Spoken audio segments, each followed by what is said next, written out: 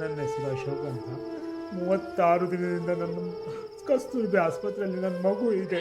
ನನ್ನ ಆಡಿಸ್ಬೇಕು, ನನ್ನ ಪಾಪು ನನ್ನ ಆಡಿಸ್ಲೇಬೇಕು.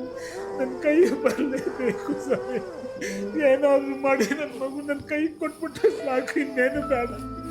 ನನ್ನ ಮಗು ನನ್ನ ಕೈಗೆ ಕೊಡಿ ಅಷ್ಟು. ನಾನು ಏನು ಬೇಡ್ಕೊಳ್ಳೋದು, ಬೇಡ್ಕೊಳ್ಳೋದಿಲ್ಲ. ನನ್ನ ಕೈ ನನ್ನ ಮಗು ಕೊಟ್ಬಿಡಿ ಸ್ವಾಮಿ.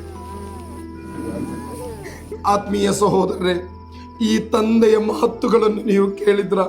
ಪ್ರಪಂಚವೇನೆಂದರೆ ತನ್ನ ಮಗುವನ್ನು ತನ್ನ ಕೈಗಳಲ್ಲಿ ಎತ್ತಿ ಆಡಿಸಬೇಕು ಎಂಬ ನೋವಿನೊಂದಿಗೆ ನಮ್ಮೊಂದಿಗೆ ಸಹಾಯ ಕೇಳುತ್ತಿರುವ ಈ ತಂದೆಯ ನೋವನ್ನು ಯಾರು ಕೂಡ ಕಾಣದೆ ಹೋಗಬೇಡಿ.